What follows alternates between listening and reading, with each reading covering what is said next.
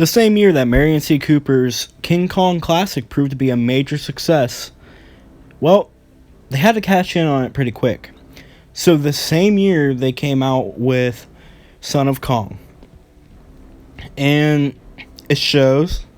It definitely shows. I just finished watching it for my first time. I watched King Kong 1933 right before it, and it shows the difference in quality of these two films. This film did feel more rushed. The acting wasn't as good. The story was not nearly as good. The tone was completely different. Even the stop motion wasn't as good. But we're not going to just base it on that. So, this film is much shorter. It's about 40 minutes shorter. And they decided to go with a much lighter tone with this film.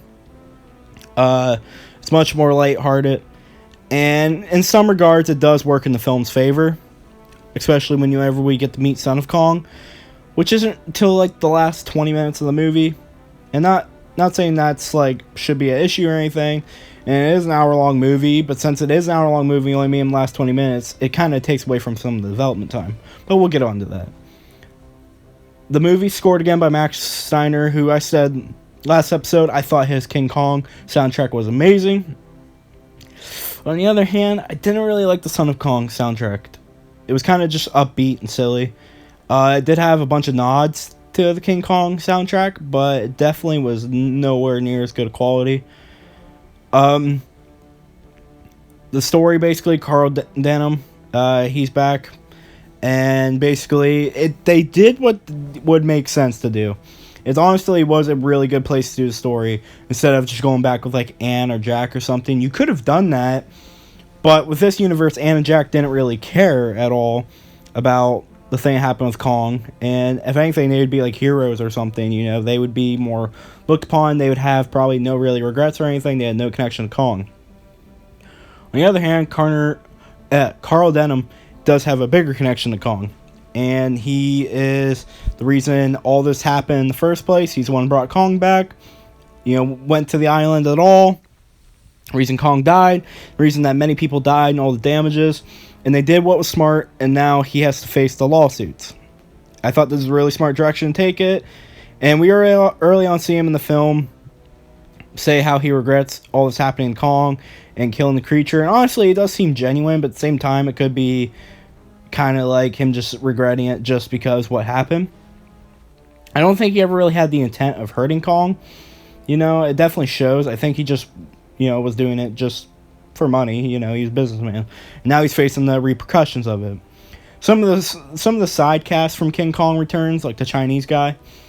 And basically, with all these lawsuits and stuff, they escape from America or whatever.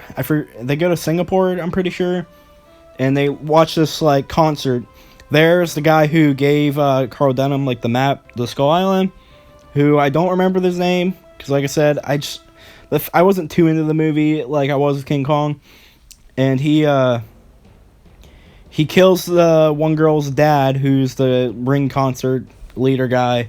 It's such a weird, like, filler scene, though. The whole thing with, like, the circus. But they have to make him the antagonist somehow, so he gets drunk and kills the girl's dad, sets the place on fire. And then they all agree to go on a trip to Skull Island because the guy says there's supposed treasure there because now he's about to face legal issues for killing the guy. So now there's Carl Denham escaping from his legal issues, and this guy's going to too, except, you know, this guy is like the antagonist. And the girl knows that he killed her dad. And he comes along, she ends up sneaking on the boat and comes along for the journey. And with this, that's kind of like causes a bit of like a divide between them, you know. And it ends up getting to the point where Carl can't even pay his crew member stuff. And they all get basically thrown overboard by the crew. And they end up going, you know, to the island and stuff. And, you know, that's just basically summing that up. And what I'm trying to say basically is the story wasn't that good. It was definitely a beat. You could tell it was rushed. And that's okay. I mean, or that's not okay. But that's not what I meant. But, like, it's just what happens when you rush a film. It's not as good as a story. It's not as polished and stuff. Well, like I said, I think what they did with Carl was great. It's just, like the idea of it, and he is the best overall in this movie. He's the best actor in this movie. A lot of the other acting didn't really impress me, especially the antagonist guy. I didn't like his acting at all. And then he ends up growing as a character and even ends up getting a love interest with the girl whose dad died by the end. They kind of build that on early on, and they end up just combining, they become a love interest, and he ends up becoming more of a good guy instead of more of kind of the antagonist of the movie, since he was the most probably antagonistic of King Kong, I would say, since he's the one who went to the island, brought King Kong back and stuff, I guess. And with all that, he kind of changed stuff, and it's to the point where, he's regretful, and he ends up, it's kind of like a different divide, because instead of basically basically killing Kong with this film, he saves the son of King Kong's life, and then sticks around him and stuff, and they bond. And it gets to the point where the son of Kong, the guy that basically killed his dad, he ends up sacrificing himself in a way just to save his life. And it's really, I really like that concept, where the son of Kong, this whole thing, and he feels really regretful. He's really sad that Kong's son died. There was a bond there. And I think that was a great way to take it. It was rushed, and it could have been a lot better. And in some ways, though, the better tone, the happier tone, works in the film's favor. But it's just, I don't like a lot of the acting and the story beats. And then once we get to Son of Kong, I do like King Kong's son. I don't remember if they named him at all in the movie. At all. I don't know if he even has a name. I'm sure he has a licensed name, but I don't remember if they refer to him as anything in the movie. Again, like I said, I don't know. I wasn't really enjoying the movie too much. And I don't remember, because we weren't with the Son of Kong too much. They all get thrown overboard, like I said. 4 of the people, the girl, 2, and then the bad guy, he tries to take captain of the ship. He gets thrown overboard, and he's stuck with them. And they get greeted by the tribe people, which was nice, because they blame Carl Denham for Kong destroying all their houses and stuff. They have to go to a different part of the island where his son is. And it's just kind of weird, how they just go to the island, and they know what's there and stuff, and they're just calm. They don't care that there's stuff there that's going to kill them and eat them. They're just really calm. Or Carl knows what's there. He spends it just like it's just an inconvenience. He just has to be there. Oh, well. He doesn't care that, he knows. He knows better than basically anyone else on that, what's there. And, then we get on to the actual monster stuff, though. Like I said, I was already talking about how I like the Son of Kong stuff, and his relationship with Carl, I think, was great. There was, the creatures in this film weren't as entertaining. There was the Triceratops, which was cool. There was a big bear. I don't think a lot of people like the big bear. And yeah, I guess I could say it takes away and it makes it try to put it more in a modern day setting, kind of. But I personally like the big bear, mostly because the fact that I'm a geek for the whole concept of a gorilla versus a bear. I like that concept. And then there's a few sauropods. And there's not really much creatures in it. It's really rushed, like I said, and they don't have too many creatures.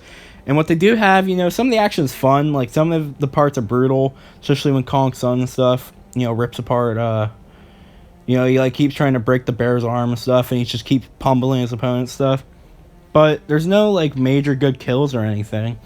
And it's just because it's upbeat. It's kind of silly. Kong's son has some silly facial expressions and some goofy stuff he does.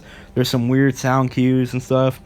And yeah, the monster stuff's still obviously the highlight of the movie, just because nothing else is as good. But it's still not the greatest just because it was rushed and it doesn't have the same spirit as King Kong. It's not as adventurous. It doesn't feel the same. It doesn't feel like a nice, fun adventure movie that's very fast-paced. It was kind of a slow burn. And when we do get to the monster stuff, it's not the best. And, the opening, the difference is, like we get to see Kong, and he's like taking a girl who's being sacrificed by a tribal cult thing. Yet, and, that's like such a major thing. Then from there they meet like a Stegosaurus that like in this beautiful scene that like infects later in the movie, because we get to see how the gas bomb works, and it's really great special effects and stuff. Such a fun scene to watch them fight with the Stego. In this movie, the son of Kong stuck in quicksand about to drown or whatever, and they just push a tree over Carl Denham and then just saves him, and then there's just a trike that kind of comes running at him, and that just happens. Then there's the bear out of nowhere, and Kong's son beats him up. They end up, like I said though, they went there because treasure. They end up finding a treasure. The guy didn't even know treasure was there, he was just making it up. I don't remember if it's explained why, but just to me it was out of nowhere. Skull Island just starts sinking into the ocean, big storm stuff, everyone just starts dying, everything on the island, because it's sinking underwater.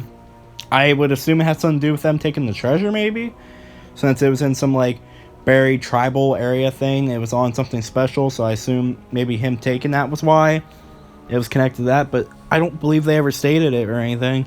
The evil guy gets ate when he runs away because he sees Kong, and it does have a really sad ending, I will say, where Kong's son gets his foot stuck and stuff, and he saves Carl Denham. That is really sad, and you see his hand slowly drift away. He holds it up until Carl's safe.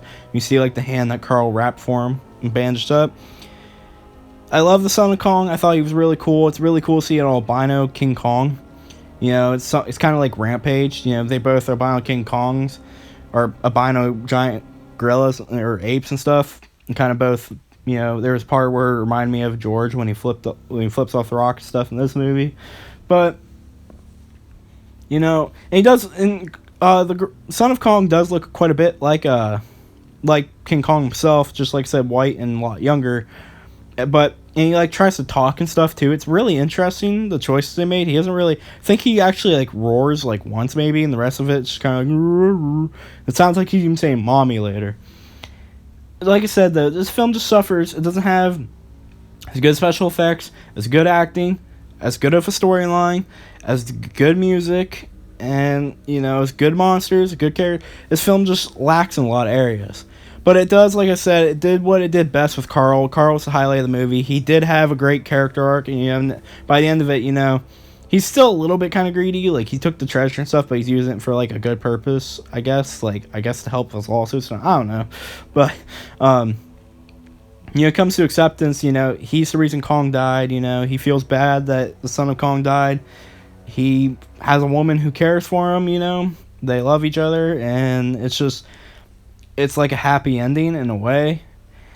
I will say though, this movie, the son of Kong dying, although I do wish the film was a little bit better, I will say almost that the son of Kong's death was more impactful to me, at least in this version of the universe, the 1993 movies, that canon. It was almost more impactful to me because the humans were more connected to the son of Kong, and we saw them connecting and bonding. And like I said, this film kind of lacks, it suffers from such a short runtime. If it was longer, I'd really like to see this bond drawn out more, and the tone to be a little bit darker, us get to see more creatures have adventures. But if you want this fun, adventurous movie with really great acting, really fun sequences, monsters, all that, this isn't the movie. I didn't really enjoy this movie too much. It's not one I probably will ever really go back to, unless I do. I might check it out again someday. It is one I could see that would definitely deserve a remake, because I think if you remake it in modern day, you could definitely do it way better. I could definitely see this one. If Peter Jackson did this one or something, he'd make it it definitely would be no contest. You could definitely make the materials there, the potential's there to be a really good storyline stuff. It was just rushed. They got it out, just of a few months after the original came out. They just did it, and it was rushed, and it just didn't have the same love and passion put in it as first one. I'm going to give Son of Kong a 2 out of 5. Just after my first viewing, that's how I felt about it. It's not a film I'd really want to go back and watch again. I didn't really enjoy it too much. Had elements and cool stuff to it I liked, but yeah, I don't know. It wasn't the best to me. I really didn't care for it too much. But Up next is Gojira, 1954, in the marathon. I hope you guys enjoyed. If you did, as always, please share, subscribe. Thank you for joining episode 2 of the March to Godzilla vs. Kong. I hope you all have a great day. And as always, peace. Bye-bye.